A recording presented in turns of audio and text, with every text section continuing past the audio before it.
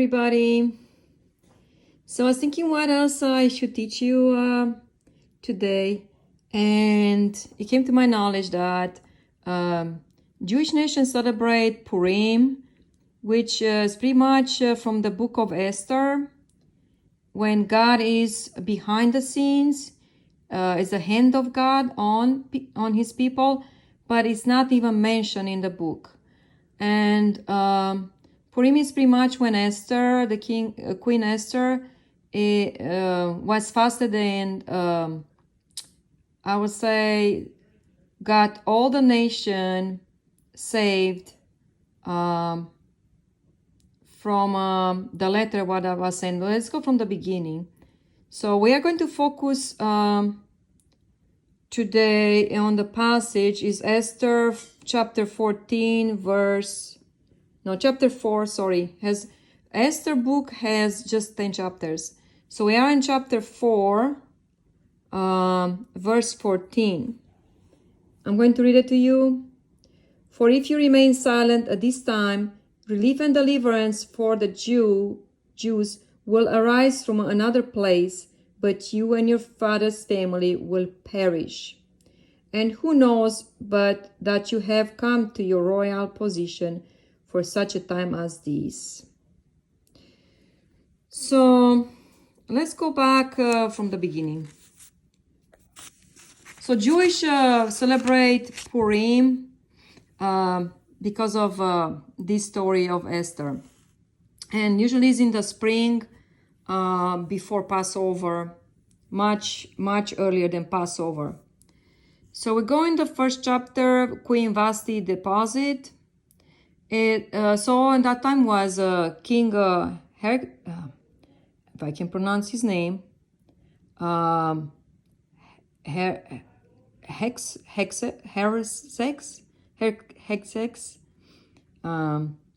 and so the king at that time is what I'm going to say because it's hard to pronounce his name. Was having as a queen Queen Vashti. He gave a banquet. He gave a party, like we call it this time, and everybody was drunk, drinking and all that. They got drunk, and everybody's like on the party asking the king to bring Vashti to show her beauty, and so Vashti was called by the king, and she refused to come and show herself. And then she was told to leave. So now they were looking for another queen. In the meantime, they call every virgin in that I would say city, place, like state and country to come to the palace, and let's see who's going to be elected queen. So then we have described beside all this story, we see Mordecai with his niece. Is telling the niece to go to apply for, and she's kind of rejecting it, but doesn't know what to do. But she's following Mordecai's uncle decision. Sometimes you have God puts in your heart, is how I feel. Most of the time when we come to make a decision, especially something like that, God put in Mordecai's heart to get Esther to apply for this queen role.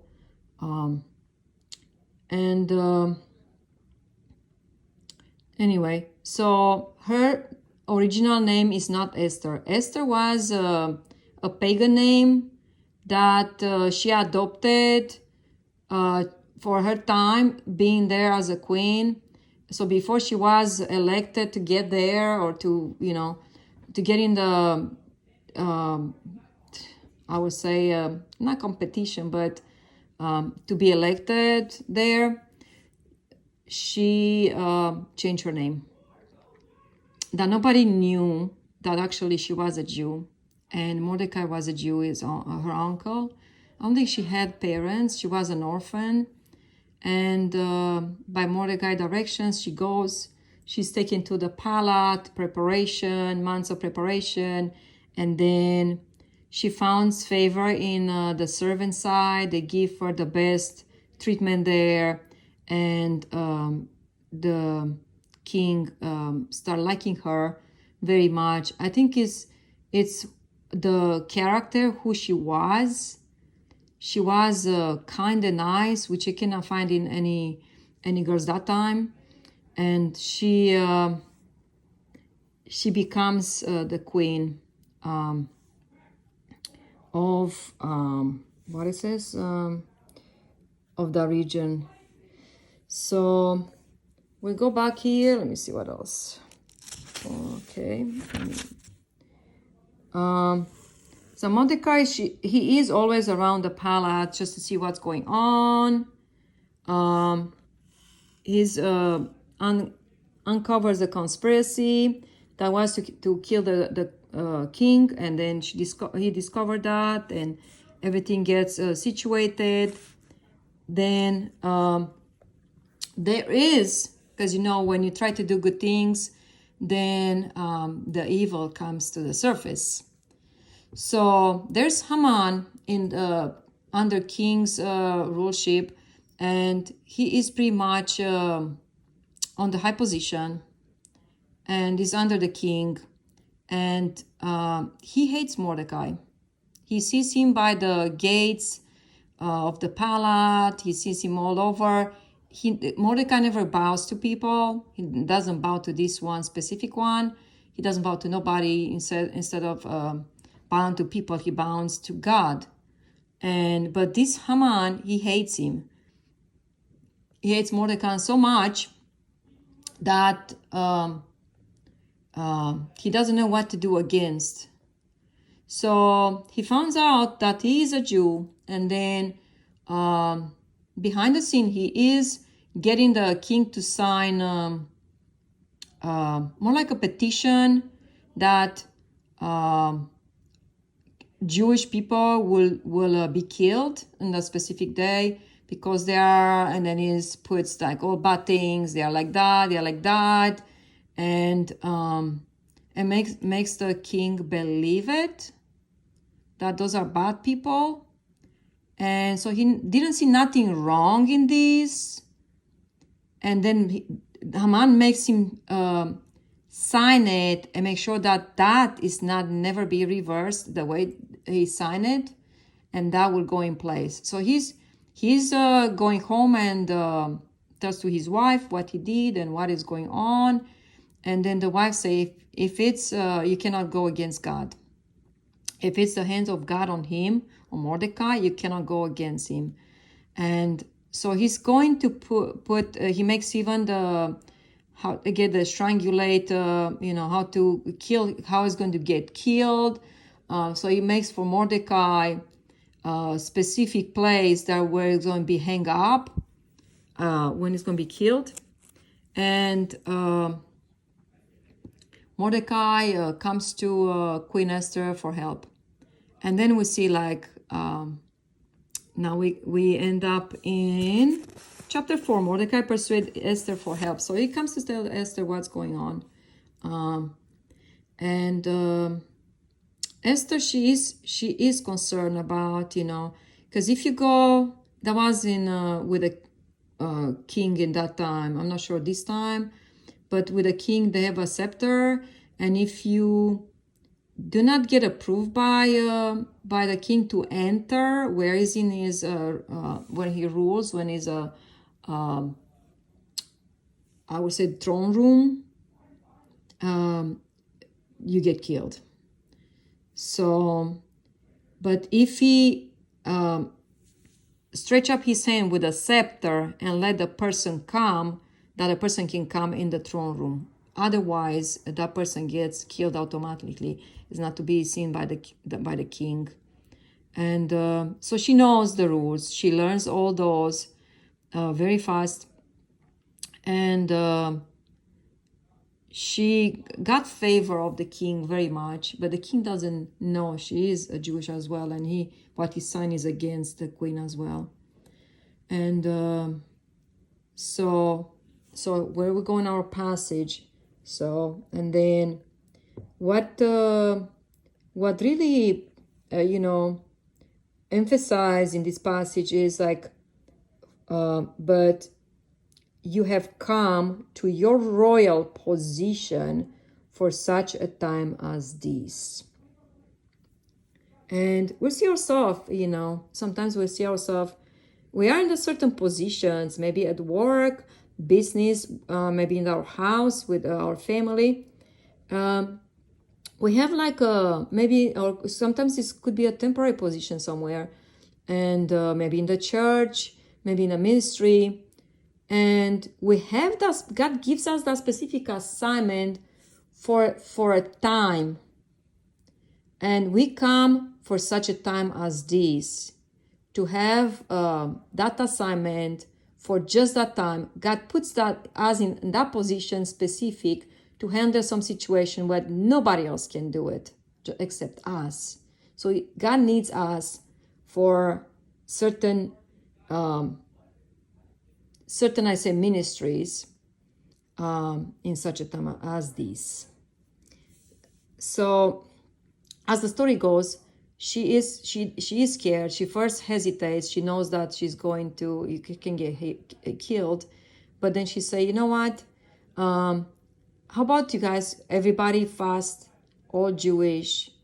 It was a small community. Fast for 3 days. And after 3 days, I go to the king.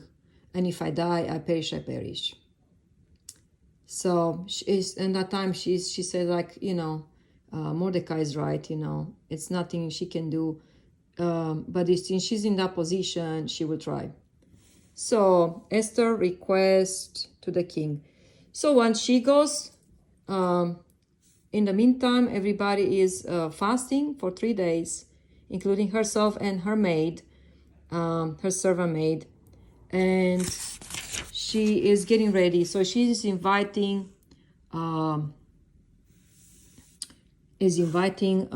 the king and Haman to the banquet. Like, she's getting like food and all that, and they can talk, they have a good time. And in the meantime, the king couldn't sleep one night, and then he had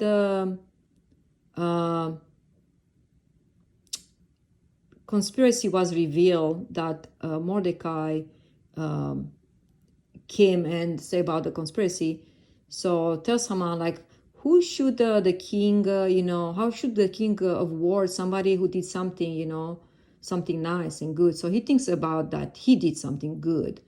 So he says, oh yeah, the king should put on his royal horse and put on royal robes and all that, and take him, in the city, that everybody would know that he did something good. And says, okay, do that to Mordecai. So he is getting much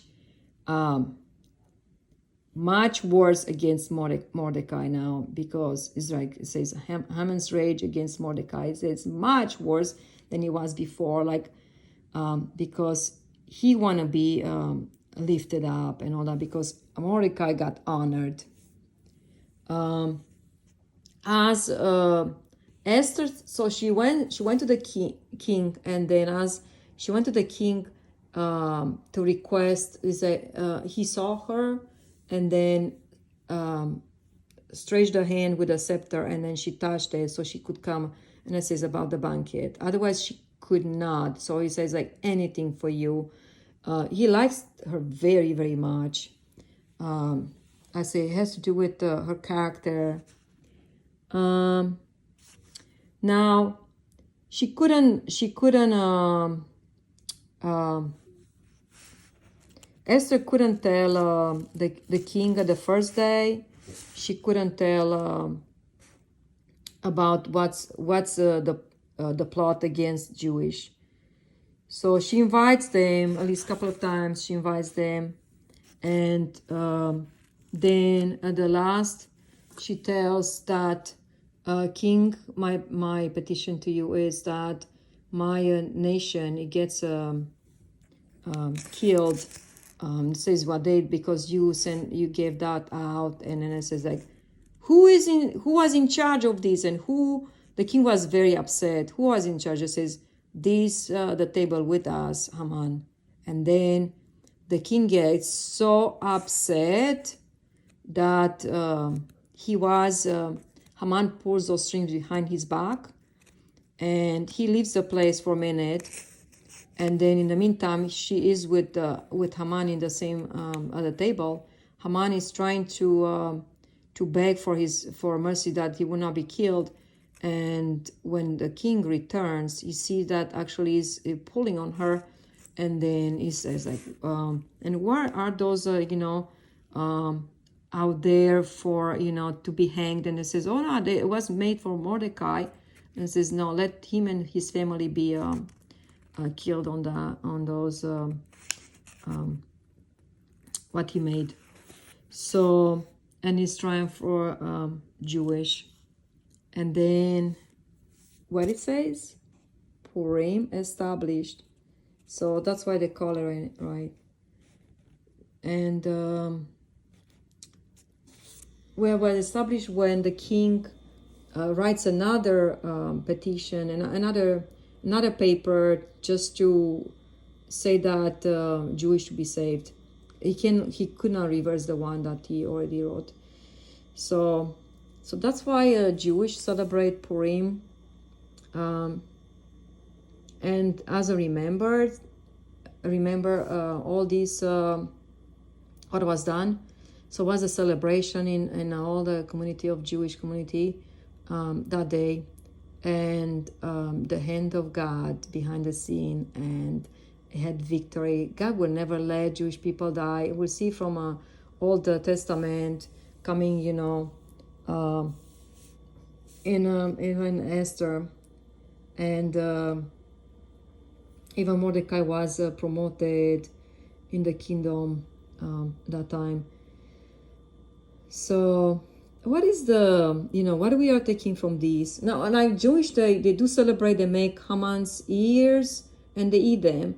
It's like more like little cookies they make, and they dress up, like make like a more like a masquerade, like they put mask on and everybody dress differently and bring food, and especially Haman's ears. And the story is told like because of one brave young girl, which the name I say wasn't even Esther, but it was pagans, that she will be accepted and nobody will know who she actually was, but originally, and that helped to save the Jewish, and she was placed in that position for that time, for such a time, to save all Jewish. Don't you think that's a beautiful story? And sometimes I'm thinking I'm placed in where I am right now in such a time as these. I'm placed in the place I work, maybe in my house, in community. Whenever I do, it's for such a time. It might be my mission, or might be it's going to be a different one in the future, but for this time I'm following God's direction. So I'm in a good place where God wants me to be. So and you might be the same. Whenever you do, you are there for such a time as this. I hope you enjoyed the story as much as I did. And this was I say it's a whole chapter. We had to go through a whole chapter to get this through. And next we try to go with the seasons as well, as we go one season at a time. And I'll check the Jewish calendar. And next is going to be Passover. When it comes close, we are going to do that lesson as well. So till next time, our Bible study concludes today. Till next time, I say you have a blessed day. Bye-bye now.